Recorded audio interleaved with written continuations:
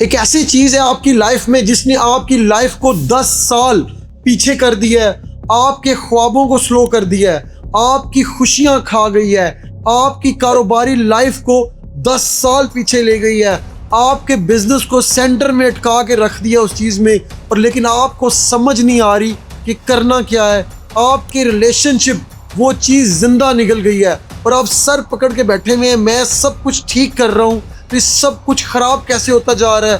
وہ ایک چیز ہے ڈسٹریکشن۔ میرا ایک دوست ہے، اس کا فرضی نام ہم کاشف رکھ لیتے ہیں۔ اس نے نیا سٹارٹ اپ سٹارٹ کیا، اس کا بزنس بڑی تیزی سے اوپر جا رہا تھا۔ اس کی ریزن تھی اس کی مارکیٹنگ سکل بہت اچھی تھی، محنتی بہت تھا، ٹائم بزنس کو بہت دیتا تھا، دنیا ساری سے کٹ کے صرف وہ اپنا بزنس کر رہا تھا اور بہت تیزی سے اوپر جا رہا تھا۔ سب دوست اس کی ایگزامپل دیتے تھے، لیکن آپ نے بزنس کرنا ہے تو آپ کو کاشف کی طرح کام کرنا پڑے گا، ورنہ آپ بہت پیچھے رہ جائیں گے۔ اس نے اپنے بزنس کو پہلے 6 مہینے میں ہی بریک ایون پہ لے آیا، یعنی کہ 50-50، نہ نقصان ہو رہا تھا نہ فائدہ۔ اب صرف محنت کا ایک سپیل چاہیے تھا اس کو، اور اس نے بزنس کو اگلی بلندیوں پہ لے جانا تھا۔ لیکن ایک دم اس کا بزنس نیچے کی طرف آنے لگ گیا، اس کو لاسز ہونے لگ گئے، وہ ڈپریشن میں جانے لگ گیا اور پریشان ہونے لگ گیا۔ ایک دن وہ مجھے ملا رات کے وقت، اس نے مجھے کہا کہ یار مجھے تمہاری ہیلپ کی ضرورت ہے، میرا بزنس بہت تیزی سے نیچے جا رہا ہے۔ اور اس نے مجھے صاف صاف کہا کہ مجھے مشورے مت دینے لگ جانا، دوستی نبھانے کا وقت ہے، مجھے مشورے کی بجائے تمہاری فائنینشیل ہیلپ کی ضرورت ہے۔ میں نے کہا فائنینشیل ہیلپ میں تمہیں ہر صورت کروں گا، لیکن پہلے میری بات غور سے سن لینا، اس کے بعد جتنے پیسے چاہیے وہ مجھ سے لے جانا۔ میں نے اس سے صرف ایک سوال پوچھا کہ پچھلے 2 سے 3 مہینے کے اندر جب تمہارا بزنس سلو ہونا شروع ہوا ہے، تم نے ایسا کیا نیا کام شروع کیا ہے جس کی وجہ سے تمہیں لگتا ہے کہ میرا بزنس سلو ہو گیا ہے؟ اس نے کہا کہ میں نے ایسا کوئی کام ہی نہیں کیا، میری کوئی غلطی نہیں ہے، سب کچھ ملک کے برے حالات کی وجہ سے ہے۔ میں نے اس کے ساتھ ایگری نہیں کیا۔ میں نے کہا اچھا چلو، میں تمہیں اتنے سالوں سے جانتا ہوں، تمہارے بزنس کے پہلے 6 مہینے بھی میں نے بہت کلوزلی دیکھے ہیں، مجھے یہ بتاؤ کہ تمہاری دن کی روٹین کیا ہوتی ہے۔ اس نے مجھے بتایا میں 9 بجے اٹھتا ہوں، 10 بجے آفس جاتا ہوں، دوپہر کو لنچ بریک ہوتی ہے میری 15-20 منٹ کی، اس کے بعد میں شام کو 6-7 بجے گھر آتا ہوں، جم جاتا ہوں، اس کے بعد میں اپنا می ٹائم گزارنے کے لیے دوستوں کے ساتھ جاتا ہوں۔ میں نے کہا می ٹائم میں تم کیا کرتے ہو؟ اس نے کہا دوستوں کے ساتھ جا کے حقہ پیتا ہوں، سنوکر کھیلتا ہوں، کارڈز کھیلتا ہوں، گھومنے پھرنے جاتا ہوں، کوئی شادی اٹینڈ کرنی ہو وہ چلا جاتا ہوں، کہیں افسوس کرنے جانا ہو وہاں ان کے ساتھ چلا جاتا ہوں۔ میں نے کہا یہاں پہ رکو، جب تم می ٹائم پہلے نہیں گزارتے تھے 3 مہینے پہلے یا 2 مہینے پیچھے، تب تم کیا کرتے تھے؟ اس نے بتایا کہ میں اس وقت، کیونکہ دن کو میرا کام بڑا مشکل ہے، مجھے کلائنٹس کے کام کرنے ہوتے تھے، مجھے آفس کی کمٹمنٹس پوری کرنی ہوتی تھی، تو میں لوگوں سے نہیں مل پاتا تھا، تو رات کو آ کے گھر میں حقہ گھر میں پیتا تھا، لیکن فون پہ میں فشنگ کرتا تھا، کلائنٹ فشنگ، میں کلائنٹ ڈھونڈتا تھا، پرانے کلائنٹ سے گپ شپ لگاتا تھا، اپنا ریلیشن شپ اسٹرانگ کرتا تھا اور نئے کلائنٹس ڈھونڈنے کی کوشش کرتا تھا۔ پھر ان کلائنٹ سے آگے میرے کلائنٹ سے کلائنٹ بنتے جا رہے تھے اور میرا بزنس گرو کرتا جا رہا تھا۔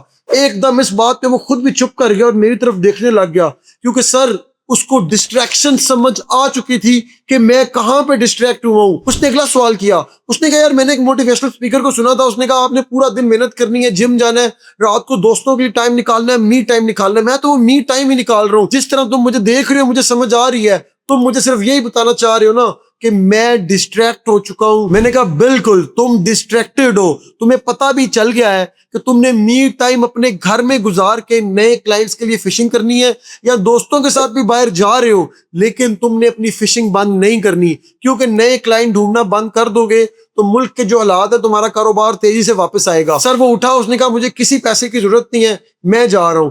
3 مہینے بعد وہ مجھے ملا ہے اور اتنا خوش۔ میں نے کہا کیا ہوا؟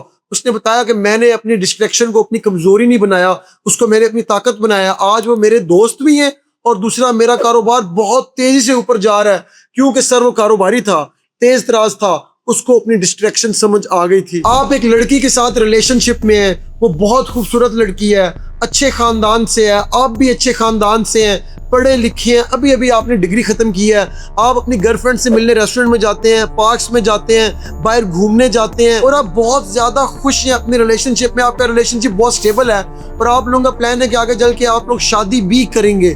لیکن ایک دن آپ کا دوست آپ کو کال کرتا ہے اور کہتا ہے کہ یار میری بھی ایک گرل فرینڈ ہے، ایسا کرتے ہیں کہ چاروں اکٹھے ملتے ہیں اور اکٹھے کہیں گھومنے چلتے ہیں۔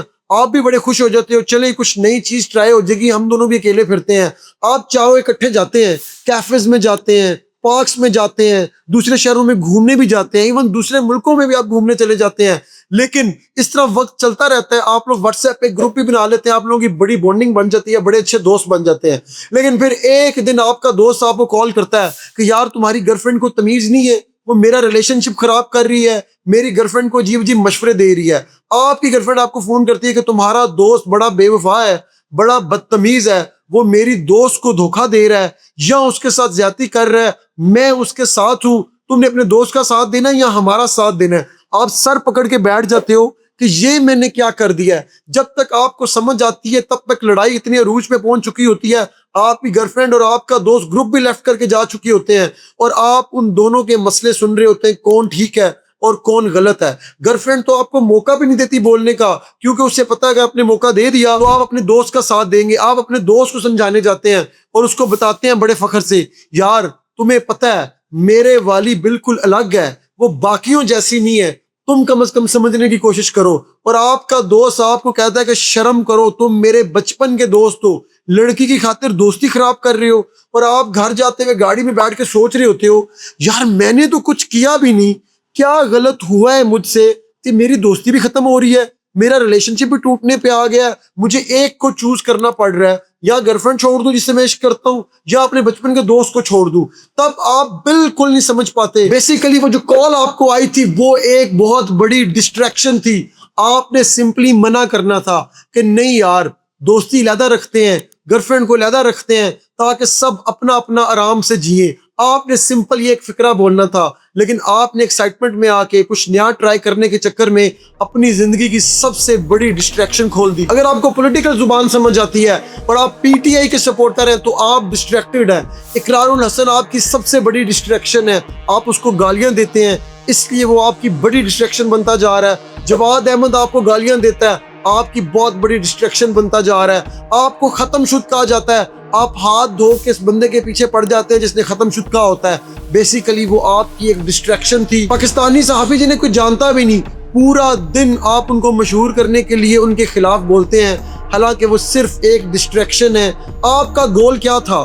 ملک میں ڈیموکریسی آئے اور وہ آپ کا لیڈر لے کے آئے.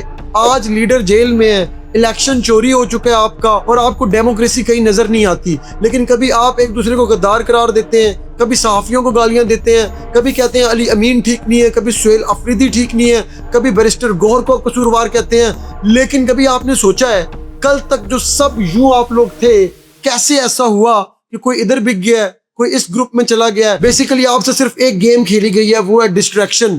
آپ لوگوں کو آپس میں لڑایا گیا ہے, کسی کی سپیڈ تیز کی گئی ہے, کسی کی سپیڈ سلو کی گئی ہے, اور کسی کو غدار بنا کے آپ کے گروپ میں ڈالا گیا ہے, اس کو مجبور کر کے ڈسٹریکٹ کر کے ڈالا گیا ہے, اور آپ سب ڈسٹریکٹ ہو کے لڑ رہے ہیں, اور اصل مقصد ڈیموکریسی اور آپ کا لیڈر کہیں نظر نہیں آتا. میرے ایک دوست کا دوست ہے, وہ یونیورسٹی سے گریجویٹ ہوا تو اسے اپنی کلاس میٹ سے پیار ہو گیا. کلاس میٹ بہت پیاری تھی, اس سے بھی لڑکے سے پیار ہو گیا. لوگ ان کے عشق کی داستانیں سنایا کرتے تھے اور کہتے تھے کہ کاش ہماری بھی ایسی گرل فرینڈ ہو یا ہمارا ایسا بوائے فرینڈ ہو. بات شادی تک گئی تو لڑکے کے باپ نے کہا کہ بالکل بھی اس برادری میں تمہاری شادی میں نہیں ہونے دوں گا. لڑکی نے اپنے گھر میں بات کی تو لڑکی کے گھر والوں نے کہا لڑکا کچھ کرتا ہی نہیں ہے, جب تک وہ کسی کرنے کے قابل ہوگا تب تک تمہارے 2 بچے ہو جانے چاہیے, کیونکہ اس لڑکے کو سیٹل ہونے میں بھی 5-7 سال لگ جائیں گے. اوبیسلی سر پاکستان میں اتنا ٹائم تو آج کل سیٹل ہونے میں لڑکوں کو گریجویشن کے بعد لگتا ہی ہے. آپ گریجویشن کر کے کتنے عرصے بعد سیٹل ہوئے تھے کمنٹ سیکشن میں آپ نے لازمی بتانا ہے. اچھا اس لڑکے نے اپنے باپ کو کہا کہ میری ہر صورت شادی ہوگی تو یہاں ہوگی ورنہ میں شادی نہیں کروں گا, ہو سکتا ہے میں اس سے شادی نہ ہو تو اپنی جان بھی دے دوں. لڑکی نے بھی اپنے گھر والوں کو یہی کہا اگر میری اس سے شادی نہ ہوئی تو میں اپنی جان دے دوں گا. لڑکے کے باپ کو یہ بات سمجھ آ گئی کہ میرا بیٹا کبھی بھی ٹلے گا نہیں, مجھے کچھ اور کرنا پڑے گا. لڑکے کے باپ نے ڈسٹریکشن ٹیکنیک یوز کی. اس نے لڑکے سے بیٹھ کے بات کی کہ یار میں نے بہت سوچا ہے, تمہارے پیار کے بارے میں سوچا ہے, یار تم بہت لائل ہو اپنی گرل فرینڈ سے, بہت پیار کرتے ہو اپنی گرل فرینڈ سے, میں تمہاری شادی پہ راضی ہوں, لیکن یار میں تمہارا رشتہ اس طرح نہیں لے کے جاؤں گا, بہت بےزتی ہوگی, میری بڑی عزت ہے اگر انہوں نے انکار کر دیا. تم ایسا کرو کہ جاب اچھی ڈھونڈو, اس کے بعد جیسے تم جاب پہ لگو گے پھر میں تمہارا رشتہ لے کے جاؤں گا. لڑکے کو بات سمجھ آ گئی اور وہ خوش بھی ہوا کہ میرا باپ مان گیا, ون ون سچویشن آ گئی. اس نے لڑکی کو فون کیا اور بتایا کہ میں کل سے ہی نوکری ڈھونڈنے جا رہا ہوں, اب تم نے مجھے ٹائم دینا ہے. لڑکی نے کہا بالکل میں تمہارے ساتھ ہوں. لڑکے نے 3 مہینے نوکری ڈھونڈی, 30,000 40,000 50,000 से ऊपर की नौकरी नहीं मिल रही थी, 50,000 पे तो रिश्ता मिलना नहीं था। लड़का अपने बाप के पास गया और कहा कि मुझे नौकरी नहीं मिल रही और मुझे शादी भी करनी है, मुझे आप मशवरा दें। बाप ने दोस्त बन के बताया, बेटा तुम्हें मैं कैसा मशवरा दूंगा, तुम्हारी शादी भी हो जाएगी और तुम्हारा करियर भी बन जाएगा। मैं तुम्हें पैसे देता हूँ, तुम यूके जाके मास्टर्स में एडमिशन लो, साथ पढ़ो, साथ नौकरी करो, और जब तुम वापस आओगे तुम्हारा रिश्ता मैं लेके जाऊंगा। लड़का यूके में रहता होगा तो रिश्ते से कौन इनकार करेगा। लड़के के 14 तबक रोशन हो गए। एक तो वो यूके जा रहा था, दूसरा मजीद पढ़ने का मौका भी मिल रहा था, तीसरा बाप पैसे भी दे रहा था, चौथा अब रिश्ता करने में भी आसानी होगी और लड़की भी खुश होगी कि शादी के बाद मैं भी जाके यूके रहूंगी।